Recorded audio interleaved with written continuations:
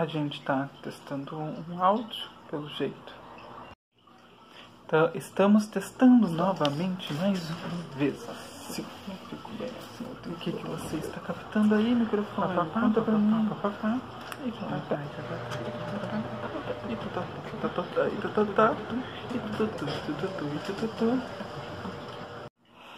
Eu acabei de passar por um fracasso que eu me perdi.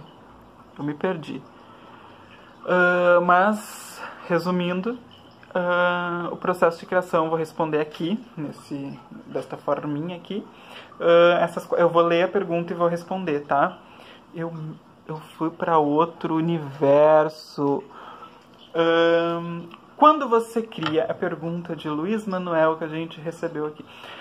Quando você vai criar alguma obra artística, qual o seu primeiro passo interno para se conectar com o trabalho?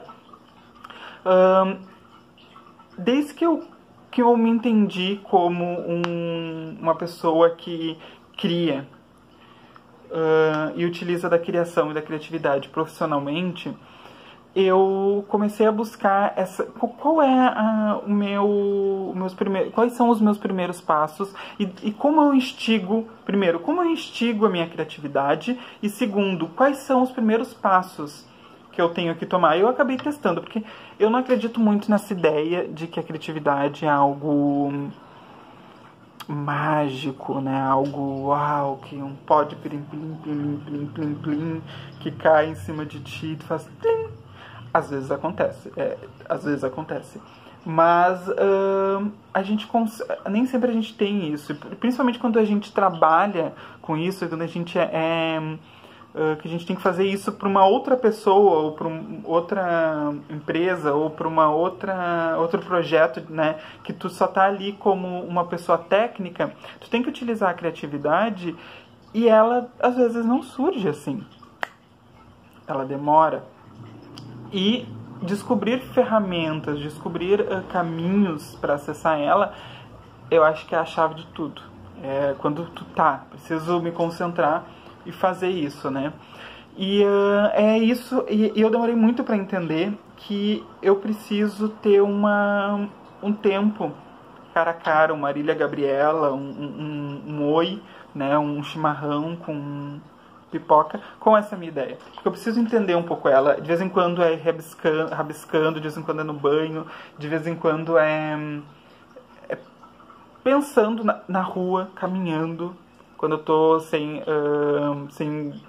algo para fazer naquele momento, estou caminhando, indo a algum ponto, eu só vou ter algo para pensar lá, então eu tenho esse caminho inteiro para divagar sobre alguma coisa, é o momento que eu dou um oi para ela, para minha ideia. E eu tento descobrir de onde ela veio, por que ela veio, para onde ela vai, como ela vai. E muitas perguntas não são respondidas, mas esse primeiro oi, esse primeiro contato, né, essa conversa, essa troca, acontece dentro da minha cabeça, mas também com sensações. Porque quando eu penso em algo que eu imagino para essa ideia e eu me emociono, ou eu fico feliz, ou eu fico eufórico, ela já ganha alguns pontos, ela já passa para frente. E quando eu não...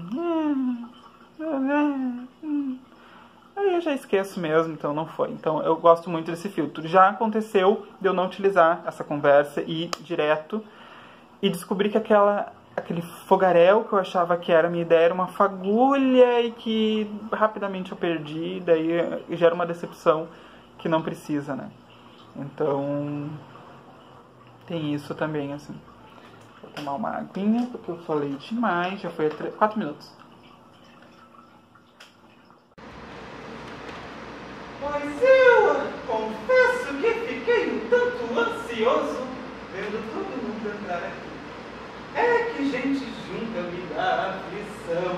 E vocês sabem, né? Tá difícil ver gente vindo para o teatro. Eu lembro que nos meus tempos áureos o teatro era ponto de encontro.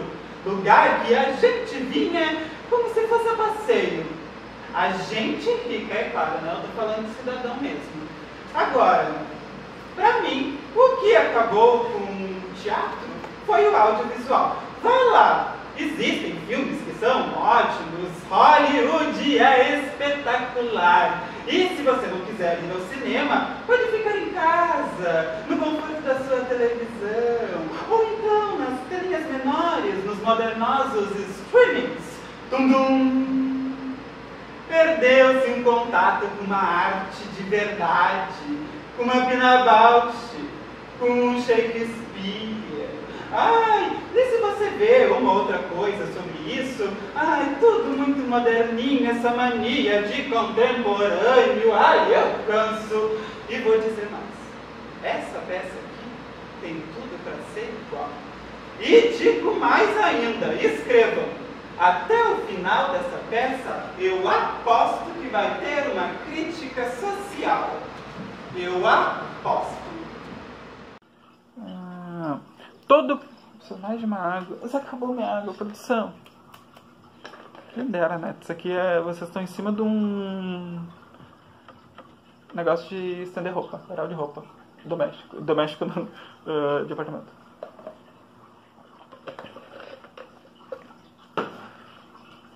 Todo processo tem um tempo próprio e o tempo que damos para ele. Às vezes impostos por condições exteriores à nossa vontade. Como ser gentil com o tempo? E eu lá tenho que ser gentil com o tempo. O tempo é senhor, o tempo é dono de tudo. Eu não tenho que ser gentil com o tempo. Eu tenho que ser gentil com o que ele faz. Eu tenho que ser gentil com a recepção dele, que é muito mais a mim, porque ele está inerente a mim. Né? Ele não precisa da minha gentileza. Porque o tempo, na verdade, é exatamente isso. Nós temos um tempo. E às vezes... produzir alguma coisa, e principalmente na questão criativa, que é o nosso assunto, produzir essa coisa, ela leva outro tempo, né? Ela precisa, muitas vezes, de outro tempo. Ela precisa, às vezes, de uma semana, e para até tu se inspirar, tu entender esse universo dela, tu vai levar essa uma semana. Não, ela não pode acontecer. Né? Ela não pode esperar tu sentir, tu tem que dar essa braçada, diminuir o tempo e perceber isso. Então, por isso que o tempo ele é inerente, ele vai estar ali acontecendo, queira a gente ou não. A gente tem que ser gentil como a gente vai receber isso. De que maneira esse tempo vai passar pra gente. Ele vai passar, às vezes rápido, às vezes muito devagar, mas é eu me perceber dentro desse tempo e falar, tá, ele vai passar rápido, eu tenho que acelerar.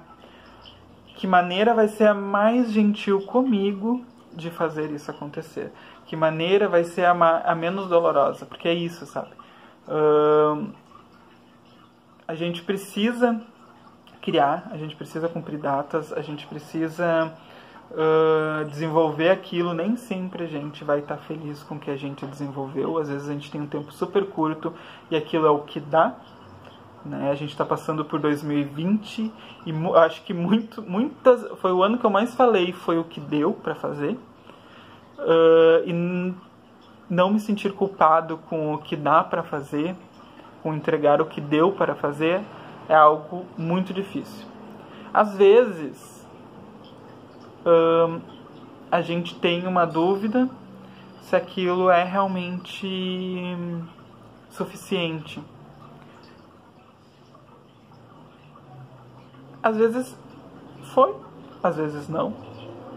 Às vezes é difícil completar, às vezes seria muito fácil e a gente não fez porque a gente não quis. Então é tudo uma balança, claro, tem que ser colocado tudo numa balança. Mas no momento que em qualquer uma desses caminhos a gente não é gentil com o processo da gente, a gente saiu perdendo. Né? Às vezes a gente foi gentil com a gente ganha pontos aí, depois se estrambica lá na frente.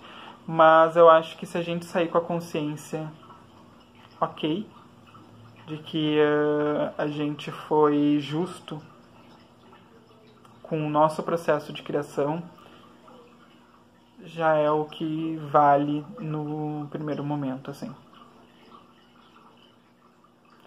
Por mais que eu, às vezes, fico muito chateado, eu falo por experiência própria, assim, eu fico muito chateado mesmo quando eu penso algo e eu não consigo entregar aquilo, ou por, às vezes, questões técnicas também, mas também por questões mais pessoais, emocionais, psicológicas, sabe? De que não, eu idealizei muito rápido, não conversei direito com a minha ideia, e isso me dá uma certa dificuldade, assim, de aceitar o resultado. Mas tenho trabalhado bastante, e a gente olha e vê até onde a gente consegue e o que a gente faz para sempre atingir o máximo que a gente pode dar, a gente faz, né? Isso é a primeira coisa. E depois é olhar e falar, não tá perfeito? No próximo eu melhoro.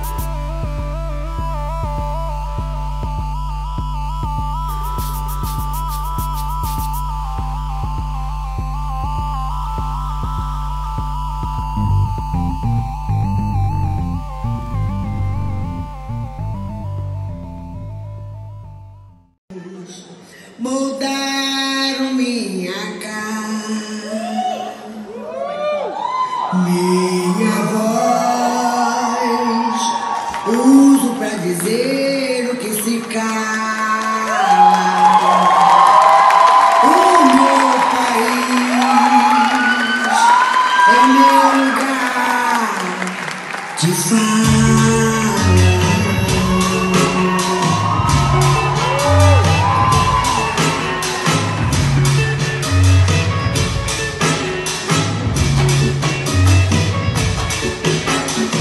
Mil nações mudaram minha cara.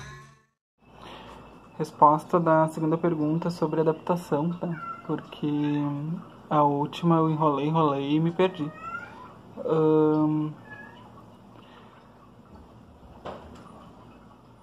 Como os métodos de criação se alinham com os materiais disponíveis para tal? Eu estava dizendo que um trabalho com moda, com figurino, com arte vestível, a gente trabalha muito com material, né? Eu trabalho muito com material, e o material ele guia muitas vezes, né? Então a gente tem uma ideia que eu coloco no papel normalmente, através do desenho, que é uma ideia, o papel aceita tudo. O papel ali, se eu colocar bolhas, costurar bolhas, ele vai aceitar. E quando a gente começa a produzir, a gente tem os filtros de material. Então eu deixo para depois, né? Eu vou olhando quais os materiais são disponíveis e vou adaptando a minha criação. Então a máquina voltou. A odisseia anterior era da máquina, a máquina voltou, essa é uma nova lavagem.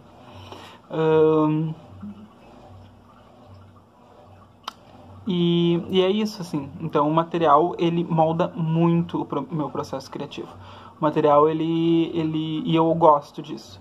Eu acho que isso é uma das características da criação quando ela resulta num produto, né, algo plástico, que o material ele molda, e o material ele ensina, e o material ele traz algumas questões que são difíceis assim de lidar, mas que primeiro resultam naquilo que tu esperava ou não. E se torna algo novo que muitas vezes, assim, vou dizer, poucas vezes eu tive que jogar tudo fora. Falar, não dá. A maioria das vezes eu começo a ver outra coisa. E a partir dali eu acabo andando, né? Então é muito essa ideia de adaptação. Com o material, com o produto, quando eu dependo de algo externo, eu acho genial, assim. A capacidade de adaptação com relação aos materiais. Acho que agora foi, assim, divaguei um pouco, mas foi, né? Voltamos. Você se coloca na agenda de seus compromissos com a mesma importância que dá para eles? Por quê?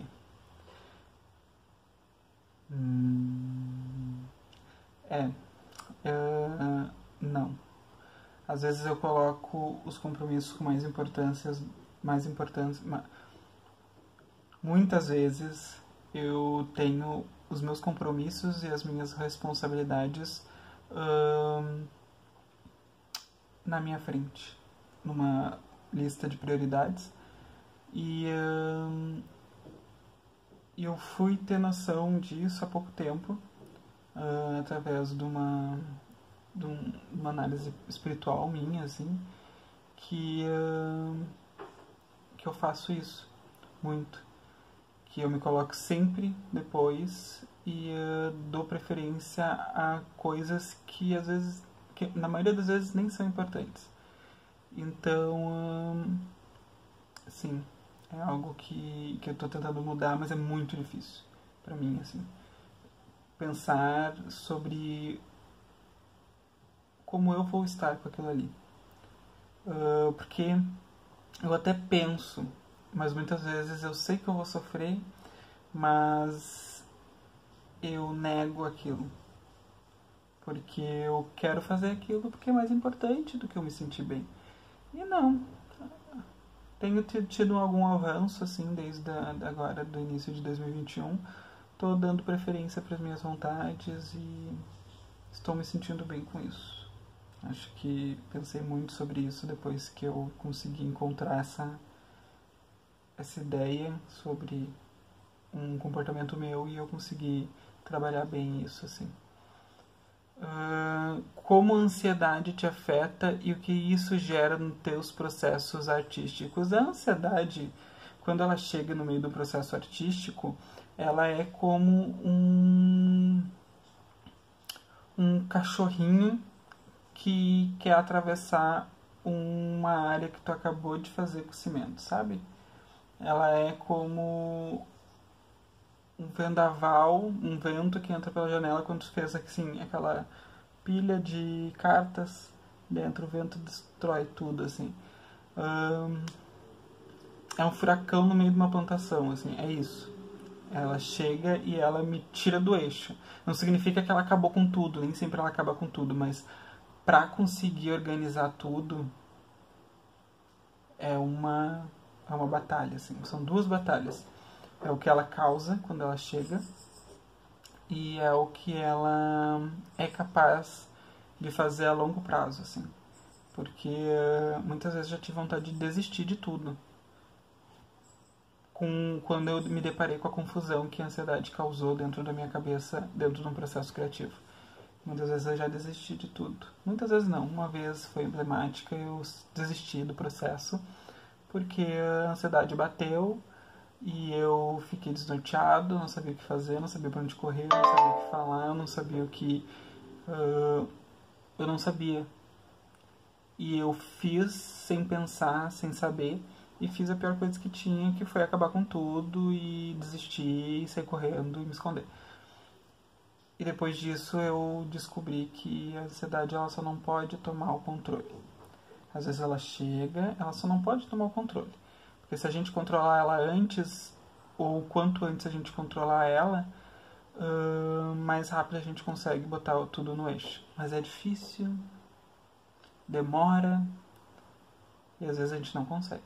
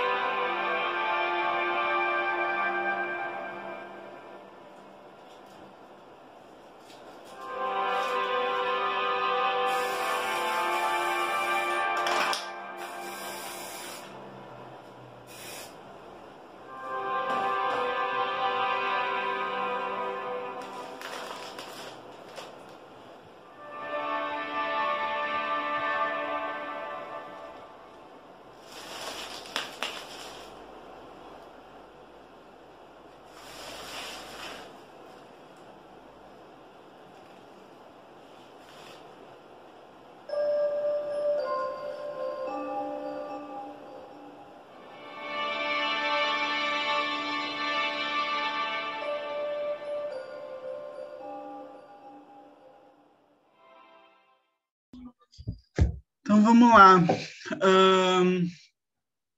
Meu nome é Max Leidemer, não vou soletrar, como todo mundo pede. Pessoalmente, eu sou uma pessoa que fica buscando bastante as palavras para, principalmente, se autoexplicar. Profissionalmente, eu sou formado em moda, eu me entendo como artista, mas eu gosto muito da palavra criador, que fala de mim além de profissionalmente na minha vida pessoal também. Espiritualmente, eu tenho a felicidade de ser tocado na cabeça por Iemanjá e no coração pelos Preto Velhos. Sou escorpiano com ascendente e lua em Áries, e eles são bastante presentes na minha vida. Deixa eu ver o que mais tem. Geograficamente, eu fui criado e cresci no interior, mas hoje moro numa cidade grande, na capital, por mais que meu coração seja bastante interiorano. E, subjetivamente, eu acredito que eu seja que nem um liquidificador, que vai aceitando conteúdo e, de tempos em tempos, liga a opção pulsar, joga tudo para fora, e aí a gente começa tudo de novo, a aceitar esses líquidos, essa água, e é tudo que é aceitável dentro de mim, para depois eu jogar tudo para cima de novo. E se mesmo assim, depois de tudo isso, tu não me encontrar em algum lugar, tu procura por um careca míope com a mão grudada, que eu tenho certeza que tu vai achar.